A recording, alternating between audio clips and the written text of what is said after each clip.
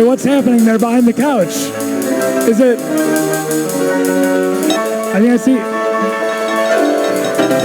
You did it! Toby's back, everybody. So do you remember being a dog? What are you talking about? Oh, well, yeah, I guess you don't have to worry about pitching people on Undertale. I think they're pretty into it now. Cool. Yeah, it was like you went on autopilot and then yelled at me a bunch of times. Oh, that's like normal. Yeah. So your doppelganger mentioned that Undertale is inspired by Earthbound. Like, what were some of the things that were like playing through your mind as you were building it that are from Earthbound? Or just like as the kind of things that have like informed your taste and your like. There are a lot of things. I think number one thing that Earthbound has is it's very funny and weird, so I wanted to do that. But it also has this underlying current of like seriousness to it, and like it's very sincere. Like in an interview, it totally said something like, I write all these lines and I make people read them out loud, and I'll have like 40 or 50 funny or goofy lines, and then I'll have one heartbreaking line in there. And to tell you the truth, I think I write all those funny lines just so I can have that one heartbreaking line. And so that sensibility, I relate to that a lot, and I think that's the most important thing about Earthbound that I've sort of tried to maintain. And what do you think it is about like that humor that allows you to, I don't know, that kind of cuts the heartbreaking stuff so that people can stay with it? Because I think that's, like, people don't think of Earthbound, I mean, I guess this isn't true of Mother 3, but people certainly don't think of Earthbound as like a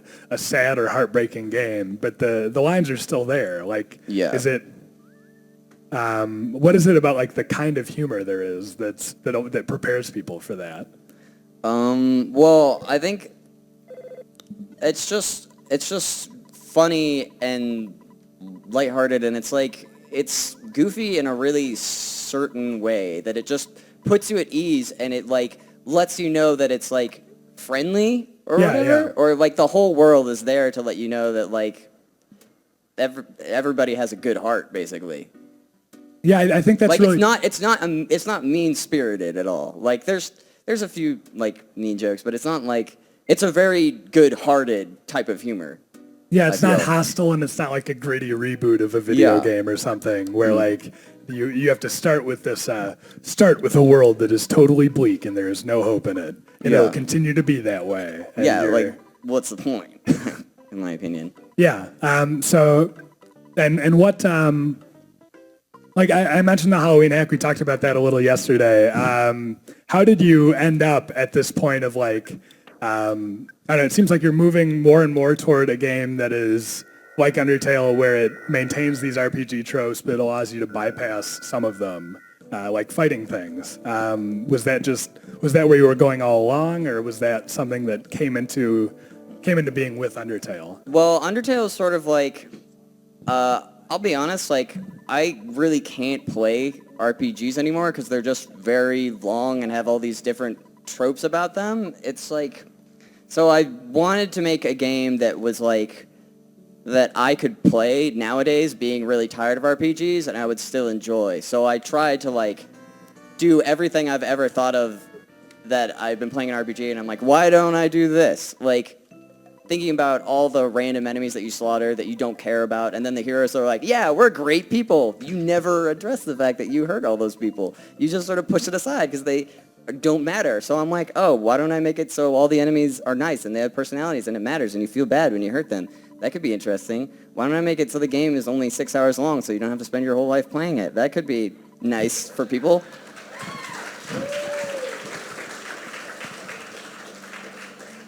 Yeah, so I just wanted to do something that I liked, that I could do honestly and think it through, and it made sense to me, so that everything just sort of came naturally from that. And so, is there anything else that you're, like, there's a bumper crop of games that are, like that wear their Earthbound influence on their sleeves. Was there anything else that you were influenced by when you were putting this together? Obviously Bullet Hell, if that figures into it. Yeah, all the Bullet Hell stuff from Earthbound, I was like, yeah, I want to put that in. I have to think about it for a second. there's a lot of things from Mother that you just subconsciously sort of like take into yourself that you just sort of take for granted after being an Earthbound fan for like your entire life. So I guess it'd be a bit hard to separate it, but I don't know. I tried to take elements of like from every single Mother game. Like I wanted the sad stuff from Mother 3. I wanted the goofy fun stuff from Earthbound, and I wanted the weird mysteriousness of that Mother has. Okay, yeah. I certainly do know, as anyone who saw the tedious EB's Earthbound Beginnings trivia portion of our broadcast yesterday. Rosemary's Baby is the answer. That's correct. That no one ever said. The Garrickson baby. Now, I've got to go walk over here, not because anything weird is happening, but Toby, you can entertain the audience for 15 seconds. Oh. Just do whatever you want. Okay. Hi, I'm not a dog. What should I do? I can't hear you. Puppet. I don't have any puppets. I don't know what you're talking about. What's a puppet show? I've never been a puppet before. Or a dog puppet. That's just not something that happens to people. I don't think I'm allowed to spin the wheel. I'm scared.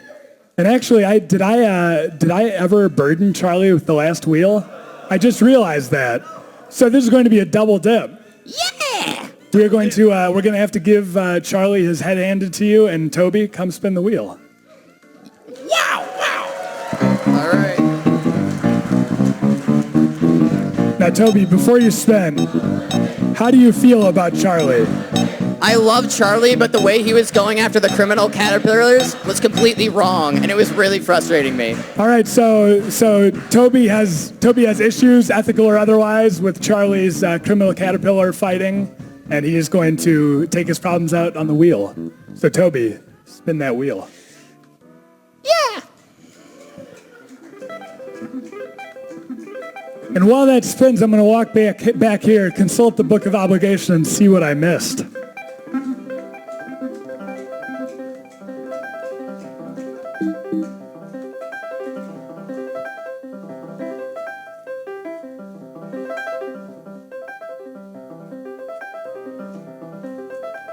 Oh boy, it's getting close. I really hope this isn't a double. Come on. Oh, keep spinning.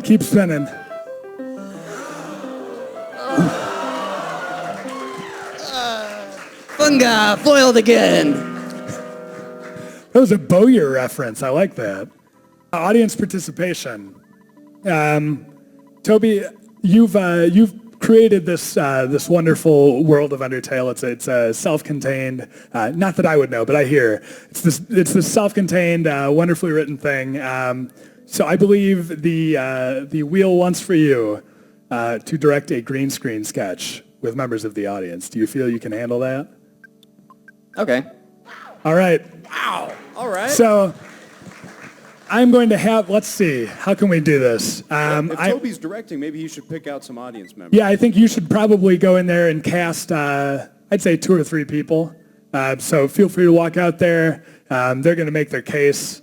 You can do what you will because you're an auteur. Yeah. And your word is law. Yeah. All right. All right, well, you're waving your arm, so Max, you can go.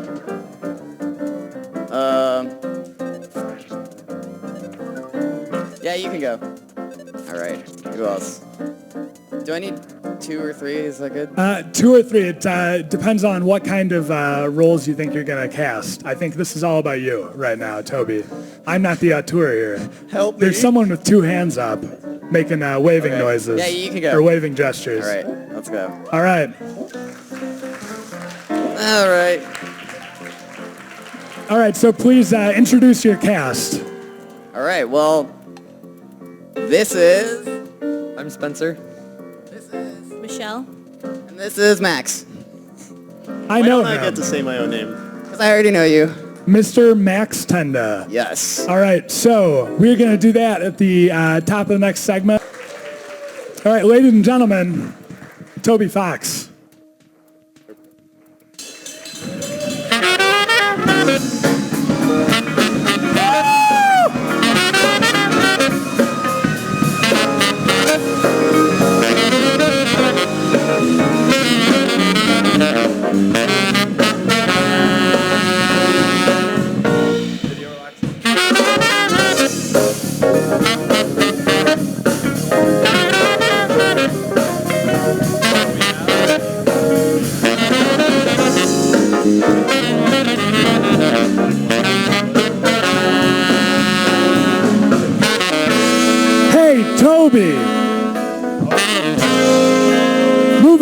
dog head. Yeah.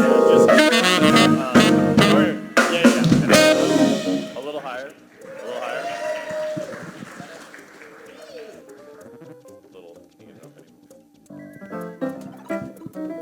Oh, they're ready to go.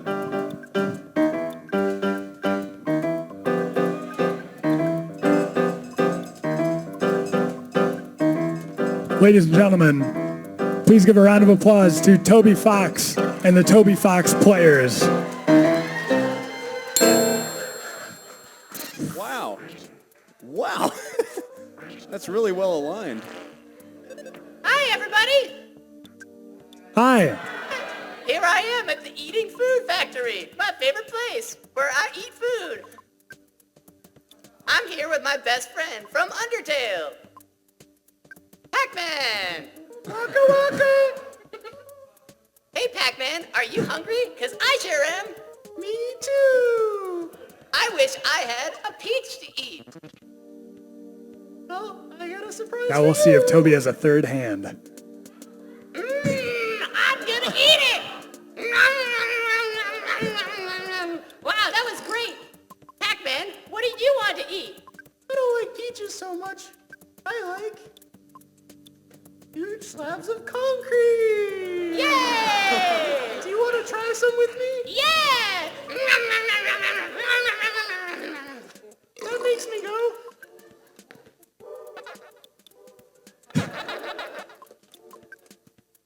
Waka waka!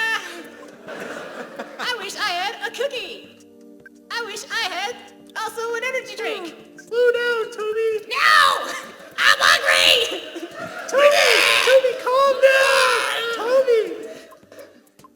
You can't stop me! If you're gonna eat, at least use a fork.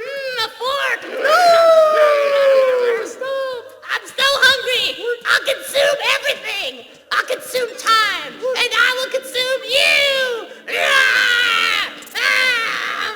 Whoa!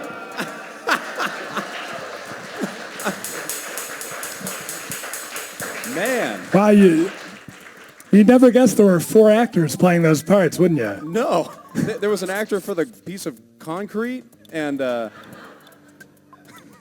the peach. Yeah, the cookie that was crushed. I thought that was a real. One of the things I like about Ubsy Movies filmmaking is the movement.